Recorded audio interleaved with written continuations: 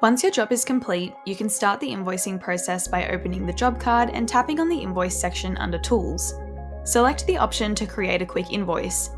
This will automatically pull in all costs associated with the job and populate them into the invoice. From there, you can adjust prices, add new line items, or make other changes. If you're familiar with quoting in Fergus Go, you'll find the invoicing process works in a very similar way.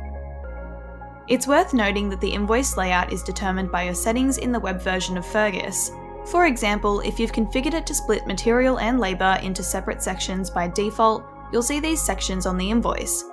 Additionally, the Quick Invoice option displays sections for each uninvoiced job phase, meaning you can invoice multiple phases in one go if needed.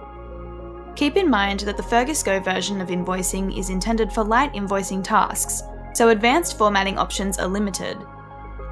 For instance, if you want to hide individual prices and only display a total, you'll need to do this in the web version of Fergus instead. At the top of the invoice, you can edit the title and description by tapping on the corresponding header.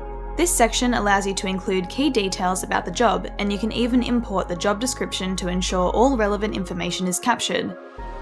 Each section of the invoice is automatically titled based on the job phase number and description, but you can edit these as well. Section descriptions, which display above the line items, can also be customized. To add new line items, tap the Add a Line Item button, type in the item name, like wall bracket, and hit Add.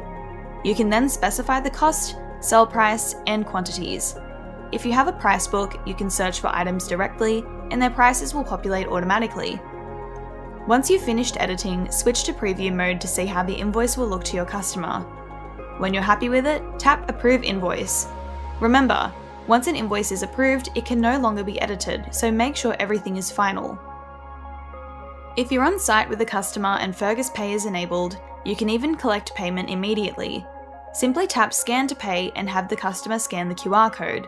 This will open the payment portal on their device, allowing them to enter their credit card details and pay on the spot. Finally, if the customer requests a copy of the invoice, tap Send to Customer. If you've connected your Fergus account to an accounting package, the invoice will sync automatically. Payments can be reconciled in your accounting software, which will update Fergus once the invoice is paid.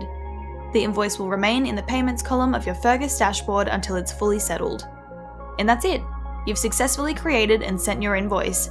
Thanks for watching!